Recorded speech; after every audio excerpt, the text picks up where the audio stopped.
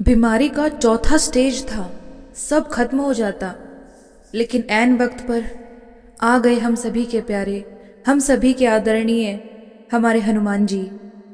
ये कहानी एक ऐसे विश्वास की है जो तर्क से परे है। ये कहानी मृत्यु के मुख से जीवन को छीन लाने की है। ये कहानी देहरादून की वादियों में जन्मे एक ऐसे युवक की है जिसके लिए स्वयं हनुमान जी ढाल बनकर खड़े हो गए थे।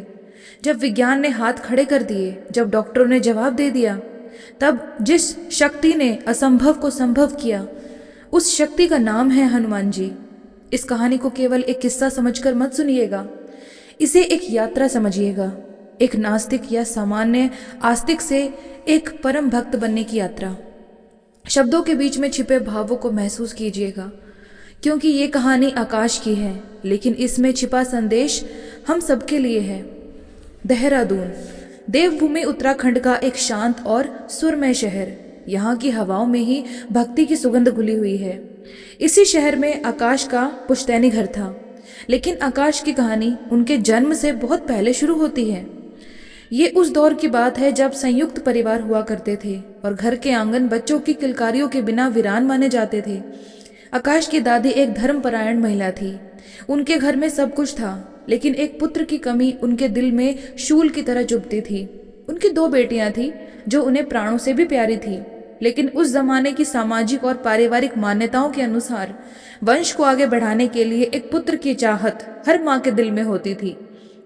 चिकित्सा विज्ञान आज की तरह उन्नत नहीं था। आईवीएफ या फिर टेस्ट ट्यूब बेबी जैसी तकनीकें सपनों की बातें थी। उस समय मनुष्य के पास केवल एक ही सहारा था, ईश्वर। दादी का विश्वास हनुमान जी पर अटूट था। वे रोज मंदिर जाती, हनुमान जी की मूर्ति के सामने घी का दीपक जलाती और आंसुओं से उनका अभिषेक करती। एक दिन अपने दुख के चरम पर उन्होंने हनुमान जी के चरणों में अपना माथा रख दिया। उनकी आवाज रुंध गई। हे संकट मोचन, दुनिया कहती है कि मेरी गोद सूनी रह जाएगी, लेकिन मुझे तुझ पर विश्वास है। अगर तू पत्थर को तैरा सकता है, अगर तू सूर्य को फल समझकर खा सकता है, तो क्या अपनी इस दासी की झोली नहीं भर सकता? मुझे एक पुत्र दे प्रभु, मैं उसे तेरा प्रसाद मानकर पालूंगी। हनुमान जी, जिन्हें संकट कटे मिटे सब पीड़ा कहा जाता है, भला एक माँ की पुकार कैसे अनसुनी कर सकते थे? चमत्कार हुआ। कुछ दिन बाद दादी की गोद हरी हो गई। एक स्वस्थ बालक का जन्म हुआ। ये आकाश के पिताजी थे। पूरा घर खुशियों से भर गया। दादी ने आकाश के पिताजी को कभी अपना बेटा नहीं माना। वे हमेशा कहती थी, ये मेरा नहीं, हनुमान जी का पुत्र है, ये उनका प्रसाद है। यही संस्कार आकाश के पिताजी के रग रग में बस गए। वे जानते थे कि उनका जीवन हनुमान जी का दिया हुआ दान है। कृतज्ञता के आंसू उनकी आंखों में अक्सर आ जाते थे। उन्होंने जवानी में ही संकल्प लिया, जिस प्रभु ने मुझे जीवन दिया, मैं उनके लिए एक भव्य मंदिर बनवाऊंगा। ये कोई छोटा संकल्प नहीं था, लेकिन जिसकी रक्षा रामदूत कर रहे हों, उसका संकल्प कैसे अधूरा रहता? वर्षों की मेहनत के बाद उन्होंने हनुमान जी का एक सुंदर मंदिर बनवाया। आकाश का जन्म इसी भक्तिमय माहौल में हुआ। सुबह की शुरुआत घंटियों की आवाज और हनुमान चालीसा के पाठ से होती थी। लेकिन जैसा कि अक्सर होता है, दीपक के ठीक नीचे थोड़ा अंधेरा भी होता है। आकाश हनुमान जी को मानते तो थे, लेकिन वो मानना केवल एक रस्म थी। जैसे हम रोज ब्रश करते हैं, वैसे ही वे हाथ जोड़ लेते थे। राम कौन है, भक्ति क्या है, समर्पण किसे कहते हैं? इन गहरे प्रश्नों से आकाश का कोई वास्ता ही नहीं था। समय पंख लगाकर उड़ने लगा। आकाश बड़े हुए। देहरादून की शांत गलियां अब उन्हें छोटी लगने लगी। हर युवा की तरह उनकी आंखों में भी सुनहरे भविष्य के सपने थे। उन्होंने पढ़ाई पूरी की और करियर की तलाश में पुणे जैसे महानगर का रुख किया। पुणे सपनों का शहर, लेकिन साथ ही एक ऐसी भूल भुलैया जहां इंसान खुद को खो देता है। आकाश एक मल्टीनेशनल कंपनी में अच्छे पद पर नियुक्त हो गए। जीवन की रफ्तार तेज हो गई। सुबह 9 बजे ऑफिस की कैब, दिन भर टारगेट का दबाव, शाम को ट्रैफिक और फिर वीकेंड पर पार्टियों का शोर। वो आकाश जो कभी मंदिर की घंटियों के बीच बड़ा हुआ था, अब पब के लाउड म्यूजिक में सुकून तलाशने लगा था। हनुमान जी अब केवल संकट के समय याद आने वाले देवता बनकर रह गए थे। सब कुछ तो ठीक है, मैं जवान हूँ, पैसा कमा रहा हूँ, जीवन मेरा सेट है। आकाश अक्सर यही सोचता, लेकिन नियति पर्दे के पीछे कुछ और ही कहानी लिख रही थी। वर्ष 2016 से 17 की बात है। आकाश के जीवन में एक अजीब मेहमान ने दस्तक दी। वो था दर्द। शुरुआत में ये बस मामूली था, कभी कंधे में हल्का सा खिंचाव, कभी घुटनों में दर्द। आकाश ने इसे नज़रअंदाज किया। अरे, जिम में ज़्यादा वर्कआउट हो गया होगा या फिर ऑफिस की कुर्सी पर गलत बैठने से हुआ होगा। ये सोचकर वो पेन किलर खा लेते, लेकिन दर्द जिद्दी था, वो जाने का नाम ही नहीं ले रहा था। धीरे धीरे ये दर्द उनके शरीर के अलग अलग हिस्सों में घूमने लगा। कभी भयानक सिरदर्द होता तो कभी पीठ ऐसी अकड़ जाती कि बिस्तर से उठना मुश्किल हो जाता। डॉक्टर बदलते रहे, दवाइयाँ बदलती रहीं, फिजियोथेरेपी के सेशन चलते रहे, लेकिन आराम नहीं मिला। ये सिलसिला 1-2 महीने नहीं बल्कि पूरे 5 साल चला। 5 साल। सोचिए उस युवा की मनोदशा, जो बाहर से हंस रहा है, पार्टी कर रहा है, लेकिन अंदर से उसका शरीर चीख रहा है। ये दर्द एक चेतावनी थी, एक अलार्म था जो बज रहा था, लेकिन आकाश उसे सुन नहीं पा रहे थे। आखिरकार शरीर ने जवाब देना शुरू किया। थकान इतनी बढ़ गई कि ऑफिस का काम करना पहाड़ जैसे लगने लगा। आकाश को एहसास हुआ कि अब भागदौड़ उनके बस की बात नहीं। उन्होंने एक कड़ा फैसला लिया, नौकरी छोड़ने का। पुणे की चमक धमक को अलविदा कहकर वे अपनी जड़ों की ओर, अपने माता पिता की शरण में देहरादून लौट आए। देहरादून वापसी आकाश के लिए एक हार नहीं बल्कि एक नई शुरुआत थी। शरीर टूटा था लेकिन हौसला बाकी था। उन्होंने सोचा, नौकरी नहीं कर सकता तो क्या हुआ, अपना कोई व्यापार शुरू करूंगा। विचार आया एक सैलून खोलने का। जगह तय हो गई, कारीगर मिल गए, लेकिन सबसे बड़ा सवाल था नाम क्या रखे। उस दौर में जब आकाश अपने दर्द से जूझ रहे थे, उनका झुकाव आध्यात्मिकता की ओर होने लगा था। वे इंटरनेट पर संतों के प्रवचन सुना करते थे। ऐसे ही एक दिन यूट्यूब के संजेशन में एक वीडियो आया नीम करोली बाबा का। कैंची धाम के वे चमत्कारी बाबा जो कंबल ओढ़े रहते थे और जिनके बारे में कहा जाता है कि वे कलयुग में हनुमान जी के साक्षात अवतार थे। आकाश ने उस वीडियो पर क्लिक किया। जैसे जैसे वे बाबा की लीलाएं सुनते गए, एक अज्ञात शक्ति अपनी और उन्हें खींचने लगी। उन्हें ऐसा लगा जैसे बाबा उन्हें ही देख रहे हैं। आकाश ने तय किया, मैं अपने सैलून का नाम बाबा के धाम पर रखूंगा, और नाम रख दिया उसने द कैंची। ये नाम बहुत सोचकर रखा गया था। कैंची सैलून का मुख्य औजार भी है और बाबा का पवित्र धाम भी। ये व्यवसाय और भक्ति का एक अनूठा संयम था। सैलून खुला और बाबा की कृपा ऐसी बरसी कि लोग देखते रह गए। जहां नए व्यापार को जमने में सालों लगते हैं, द कैंची चल निकला। उसी दौरान 2020 में कोरोना महामारी ने दुनिया को अपनी चपेट में ले लिया। लॉकडाउन लग गया, बड़ी बड़ी कंपनियां बंद हो गई, लोगों की नौकरियां चली गई। लेकिन आकाश, जिसने द कैंची के नाम से वैक्स मैन्युफैक्चरिंग का काम भी शुरू किया था, वो इस मंदी से अछूते रहे, बल्कि उनका काम दिन रात बढ़ने लगा। ये तर्क से परे था। जब दुनिया घरों में कैद थी, आकाश के घर में लक्ष्मी का आगमन हो रहा था। आकाश कहते हैं, ये मेरी होशियारी नहीं थी, ये सिर्फ उस नाम का प्रभाव था, नीम करोली बाबा का। लेकिन पैसा सब कुछ नहीं होता। एक तरफ बैंक बैलेंस बढ़ रहा था तो दूसरी तरफ आकाश का शरीर डाउन हो रहा था। दर्द अब असहनीय हो चुका था। आकाश ने बाबा की फोटो के सामने खड़े होकर एक मन्नत मांगी। बाबा, मैं बहुत परेशान हूँ, मेरा ये दर्द ठीक कर दो। जिस दिन मैं ठीक हो जाऊंगा, मैं आपके धाम, कैंची धाम, दर्शन करने आऊंगा। बाबा ने उसकी सुन ली। लेकिन ईश्वर का काम करने का तरीका हमारी सोच से परे होता है। वे बीमारी को दबाते नहीं, उसे जड़ से उखाड़ फेंकते हैं। देहरादून में एक बहुत अनुभवी फिजियोथेरेपिस्ट थे, एक सरदार जी। आकाश आखिरी उम्मीद लेकर उनके पास गए। सरदार जी ने आकाश के कंधे दबाए, गर्दन घुमाई और फिर रुक गए। उन्होंने आकाश की आंखों में झांका। उन आंखों में एक डॉक्टर का अनुभव और बुजुर्ग की चिंता थी। सरदार जी ने गंभीर स्वर में कहा, बेटा, मैं तुम्हें काफी समय से देख रहा हूँ। मैंने अपनी सारी विद्या आजमा ली, लेकिन तुम्हारा दर्द किसी पैटर्न को फॉलो नहीं कर रहा। मुझे दाल में कुछ काला लग रहा है। तुम मेरी मानो, तुरंत एक MRI कराओ। आज तक पिछले 5 सालों में किसी भी बड़े डॉक्टर ने MRI की सलाह नहीं दी थी। इसे बाबा की प्रेरणा कहे या फिर सरदार जी का अनुभव। आकाश ने तुरंत लैब में फोन मिलाया। मुझे फुल बॉडी MRI कराना है। लैब वाले ने मना कर दिया। सर, बिना डॉक्टर की पर्ची के हम MRI नहीं कर सकते। आकाश अड़ गए। उन्होंने किसी तरह जुगाड़ लगाकर जिद करके एमआरआई करवाया। वो दिन आकाश के जीवन का सबसे भारी दिन था। जब रिपोर्ट हाथ में आई तो उसमें लिखे शब्द किसी मृत्यु दंड से कम नहीं थे। रिपोर्ट में लिखा था कि मस्तिष्क में एक बड़ा ट्यूमर है, और वो साधारण ट्यूमर नहीं था, वो ब्रेन कैंसर था, और वो भी स्टेज 4 का। पैरों तले जमीन खिसकना एक मुहावरा है, लेकिन उस दिन आकाश ने इसे महसूस किया। स्टेज 4 का मतलब है अंत। डॉक्टर अक्सर इस स्टेज पर कहते हैं, घर ले जाइए और सेवा कीजिए। जब वो रिपोर्ट लेकर सरदार जी, जो कि फिजियोथेरेपिस्ट थे, उनके पास गए, तो रिपोर्ट देखते ही सरदार जी के हाथ कांप गए। उनकी आंखों में आंसू आ गए। उन्होंने रिपोर्ट मेज पर रखी और भारी आवाज में बोले, बेटा ये बहुत बुरा है, बहुत ज़्यादा बुरा। यहाँ देहरादून में इसका इलाज संभव नहीं है। तुम अभी इसी वक्त किसी बड़े अस्पताल के लिए निकलो। एक पल की भी देरी मत करना। आकाश सुन्न थे। अभी तो जीवन पटरी पर आया था। अभी तो माता पिता के पास सुख से रहने आए थे। क्या सब खत्म होने वाला है? घर पर जब ये खबर पहुंची तो कोहराम मच गया। माँ का रो रो कर बुरा हाल था। पिता की आंखों में डर था, लेकिन आकाश के भीतर कहीं एक दिया जल रहा था। इतनी भयानक बीमारी होने के बावजूद वो व्यक्ति अपने पैरों पर खड़ा था, चल रहा था, बात कर रहा था।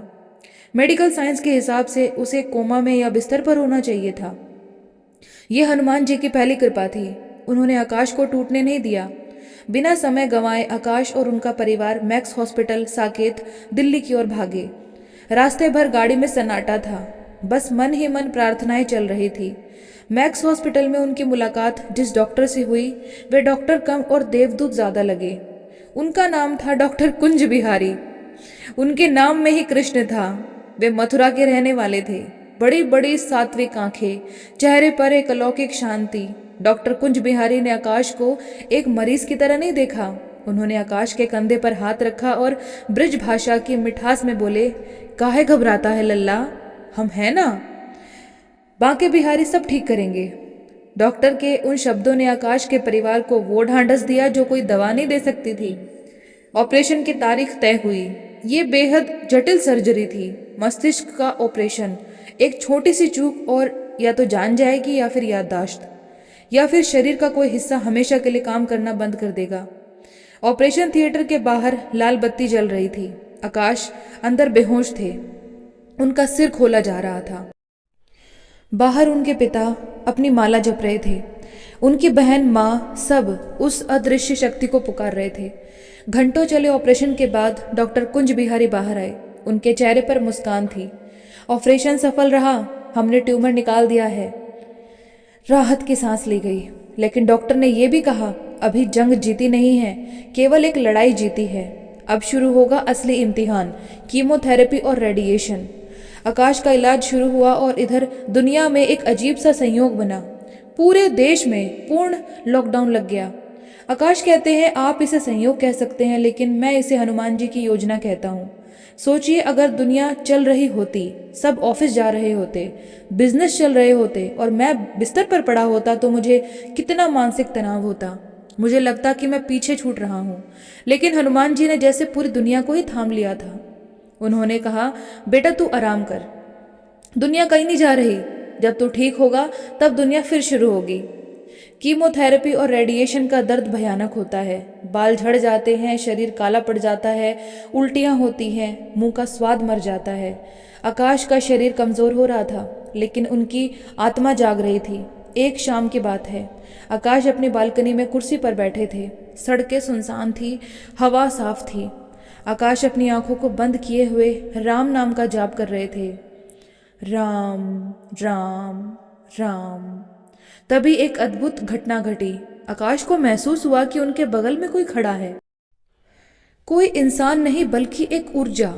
उन्होंने एक बेहद शक्तिशाली लेकिन शांत उपस्थिति को महसूस किया। आकाश ने आंखें नहीं खोली। वे डर नहीं रहे थे, बल्कि एक अजीब सी शांति महसूस कर रहे थे। फिर उनके कानों में नहीं, सीधे उनके हृदय में एक आवाज गूंजी। वो एक संवाद था जो शब्दों से परे था। उस आवाज ने पूछा, तू क्यों डरा हुआ है? क्या तुझे लगता है कि तेरा जन्म केवल पैसे कमाने, बिल भरने और मर जाने के लिए हुआ है? आकाश का मन शांत होकर सुन रहा था। आवाज ने आगे कहा, तेरा जन्म एक विशेष उद्देश्य के लिए हुआ है। ये बीमारी तेरा अंत नहीं, तेरा रूपांतरण है। तुझे तपाया जा रहा है ताकि तू सोना बन सके। उस दिन आकाश को अपने जीवन के सारे प्रश्नों के उत्तर मिल गए। जब वो उस समाधि जैसी अवस्था से बाहर आए तो वे एक बदले हुए इंसान थे। वे तुरंत उठे और अपनी बहन के पास गए। मुझे रामायण चाहिए, आकाश ने दृढ़ता से कहा। बहन हैरान थी। रामायण? अभी? तुम ठीक तो हो? हाँ, मुझे वाल्मीकि रामायण पढ़नी है और अभी पढ़नी है। पिताजी ने रामायण लाकर दी। उस अवस्था में जब सिर में रेडिएशन के कारण भयानक दर्द होता था, आंखों से धुंधला दिखता था, आकाश रामायण पढ़ने बैठ गए। उन्होंने एक बार नहीं 2 बार पूरी रामायण का पाठ किया। जैसे जैसे वे पढ़ते गए उनके सामने राम का मर्यादित जीवन, सीता का त्याग और हनुमान जी की दास भक्ति जीवंत हो उठी। उन्हें समझ आया कि हनुमान जी केवल शक्ति के प्रतीक नहीं हैं, वे समर्पण के सागर हैं। बीमारी के दौरान उन्होंने हनुमान बाहुक का पाठ भी शुरू किया। ये तुलसीदास जी द्वारा रचित वो स्त्रोत है जो उन्होंने अपनी भुजाओं की असहनीय पीड़ा के समय लिखा था। आकाश ने 41 दिन का संकल्प लिया। पीड़ा होती, शरीर टूटता, लेकिन पाठ नहीं रुकता।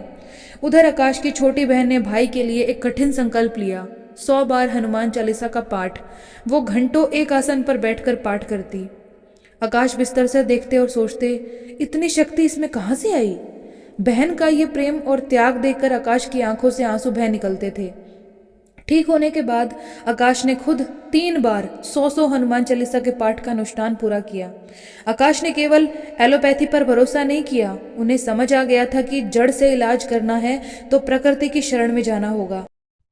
उन्हें पता चला कि हिमाचल प्रदेश के मैक्लोडगंज में एक तिब्बती डॉक्टर है, डॉक्टर कालसंग। वे प्रसिद्ध डॉक्टर डोलकर के अधीन काम करते थे, जो कैंसर के इलाज के लिए विख्यात है। आकाश वहां गए। डॉक्टर कालसंग की नाड़ी परीक्षण और उनकी जड़ी बूटियों ने संजीवनी बूटी का काम किया। एलोपैथी ने ट्यूमर काटा, लेकिन आयुर्वेद ने शरीर की रोग प्रतिरोधक क्षमता को फिर से खड़ा किया। और सबसे बड़ी औषधि थी राम नाम का रसायन। धीरे धीरे रिपोर्ट्स सामान्य होने लगी। डॉक्टर हैरान थे। जिस स्टेज 4 के कैंसर से बचने की संभावना 1% भी नहीं थी, आकाश ने उसे हरा दिया था। वे मौत के मुंह से बाहर आ चुके थे। कैंसर को हराने के बाद जीवन पटरी पर लौटने लगा। आकाश का पुनर्जन्म हो चुका था। अब वे वो आकाश नहीं थे जो पुणे में पार्टी करते थे। अब उनके माथे पर तिलक और जुबान पर राम का नाम रहता था। आकाश का एक पुराना प्रेम संबंध था। वे अपनी प्रेमिका से विवाह करना चाहते थे। परिवार राजी था, लेकिन किस्मत फिर परीक्षा ले रही थी।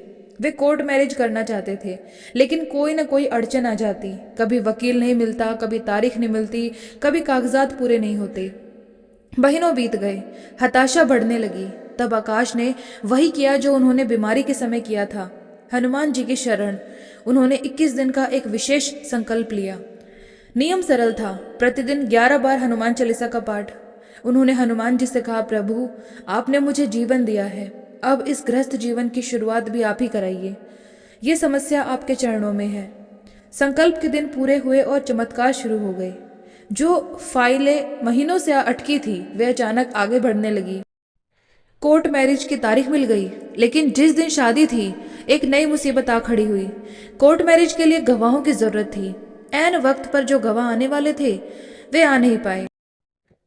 आकाश उस शहर में नए जैसे ही थे, ज्यादा लोगों को जानते नहीं थे। तभी आकाश का फोन बजा। उनका एक पुराना मित्र जो आरएसएस का सक्रिय कार्यकर्ता था, उसने फोन किया था। भाई कहाँ है?